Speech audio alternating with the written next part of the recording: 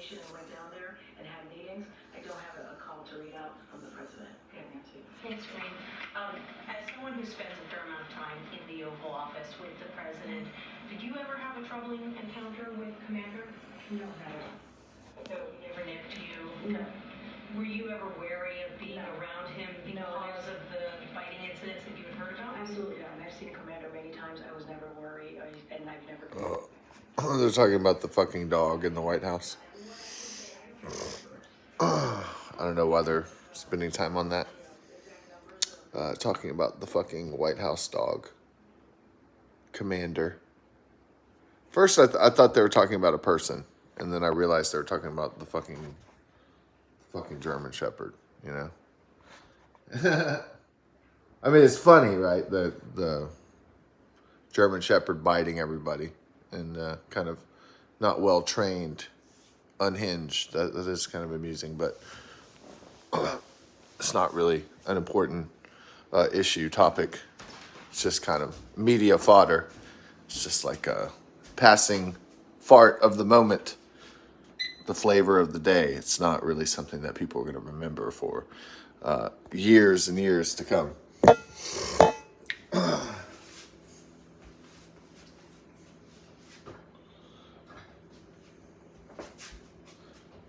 Oh, they're doing that bunch of daily lies. Yeah.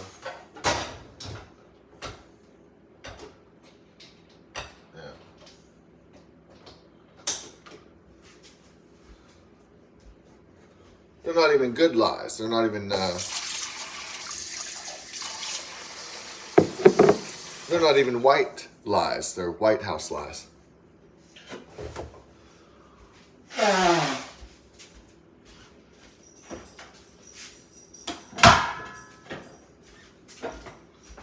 So the Democrats are getting scared. They're not sure that they can win this election. So what are they doing?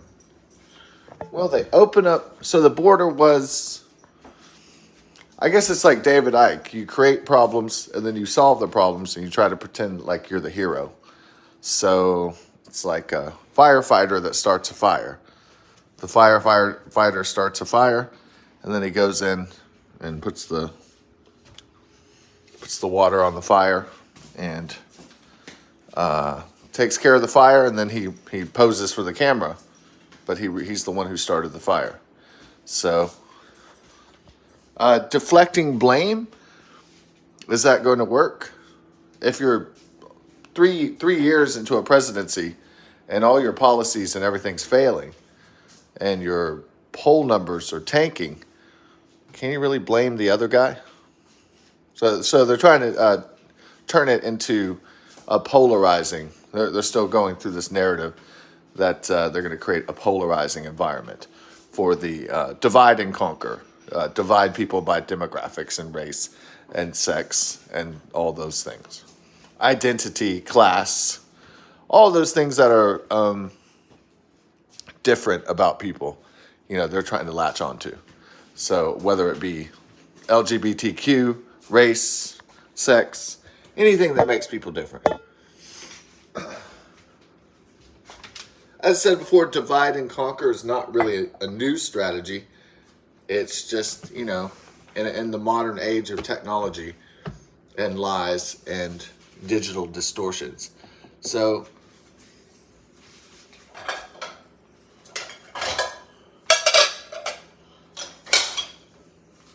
well, the Biden-Harris administration didn't give a shit about building a border wall. And even today, Karine Jean-Pierre and the Biden-Harris administration say that border walls are ineffective. What are you talking about? Walls are ineffective. You put a wall. I don't think the Chinese really thought so with the Great Wall of China to keep out the invading Mongols or invading adversarial foreign forces. Nah. Seemed like a pretty good time, that it worked very well in ancient times.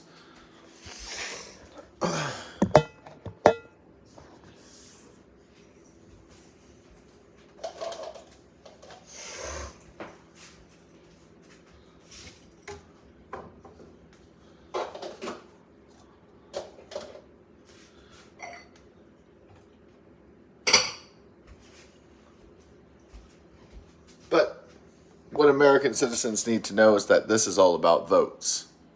So your polls are cratering, your chances of re-election are going down the toilet as your policies bring America to the brink of collapse. The U.S. debt goes into $33 trillion plus dollars, high inflation, gas prices, and the whole rest of it. The porous borders, the illegal foreign invaders and foreign nationals, at least maybe, I don't know, 5 million, 7 million, maybe got through in this administration already in 3 years. So the goal, I believe, to get all the foreigners in here and all the illegals was to offset the native population, say, in their own country. That's evil and that's a dereliction of duty. That's also unconstitutional, but it's what the Democrats are doing. They're not really certain that they want to be certain they could win this election. So they have to start rigging shit and setting up the conditions to make that happen. They know they can't do it because they're so great that they do good work. They can't run off their record, They can't run on any kind of record, ruining the country, making everybody broke, flooding the country with illegal aliens. How can they run on that? So they have to go into alternative strategy then. So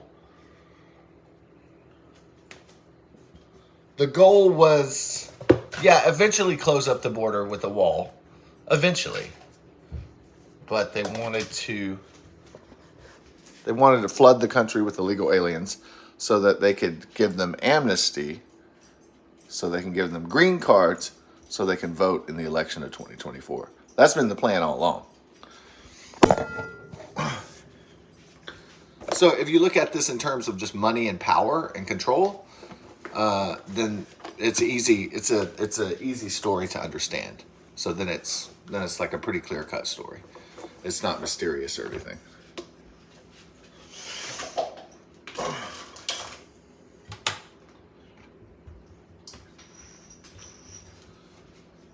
It's a very simple story.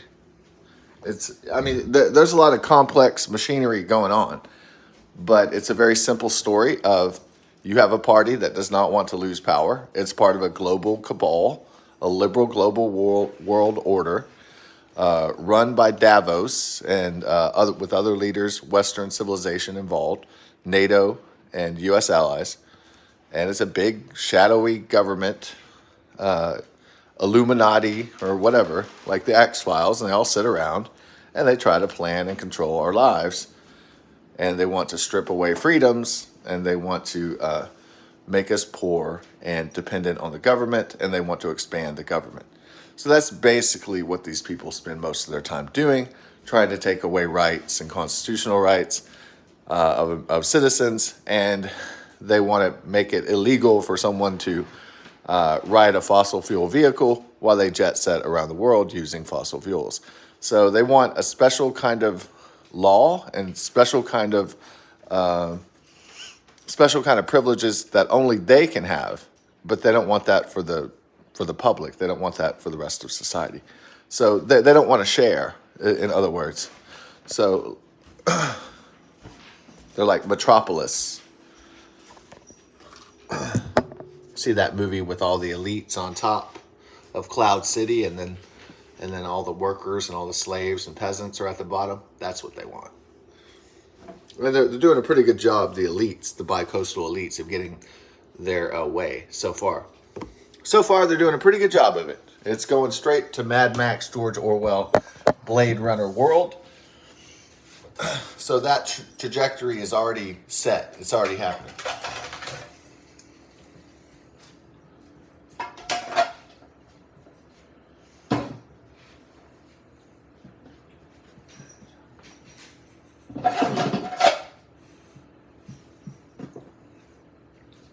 You got the Brave New World with the metaverse. Yeah, it's going fine.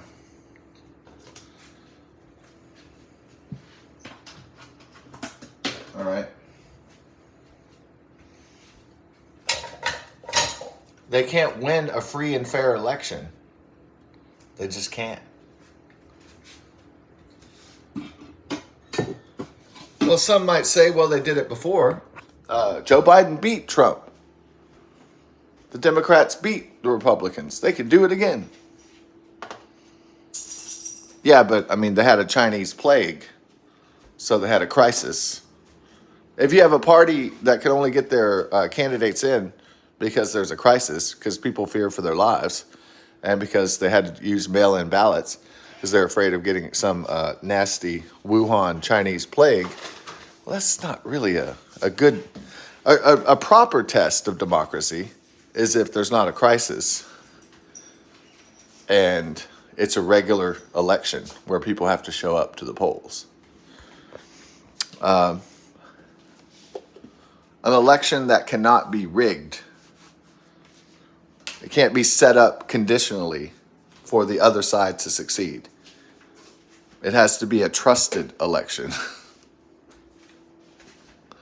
One in which the people decide, not elites, not a particular cabal, not Obama and the Clintons and the Bidens.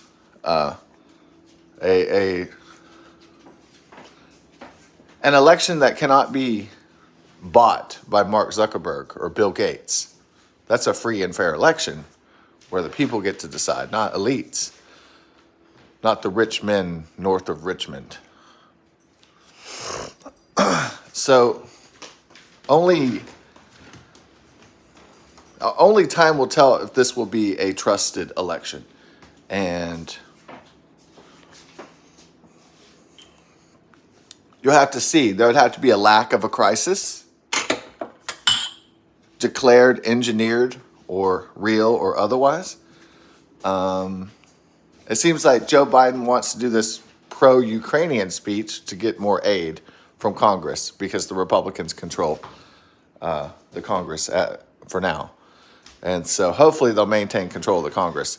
But they have to win. The Republican Party has to win the White House in 2024. There is no choice. These people in power have become an enemy to the people. And so when, over the course of human events, if a tyranny arises, some dark order of Dark Brandon, then it's up to us as American citizens to overthrow such a cabal, such a force, such a government.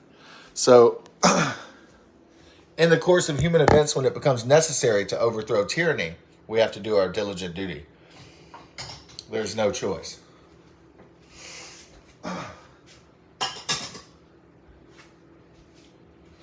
If you have a group of people that want to decrease liberty and increase tyranny, then we have no choice but to act, to vote them out of power.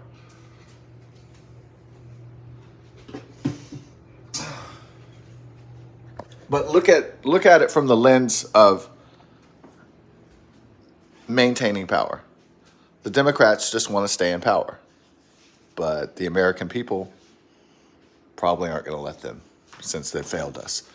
So God bless, best of success. MAGA, 4 more in 2024. Peace. More lies from the Daily Liars. Look at that. The White House. Daily Lies.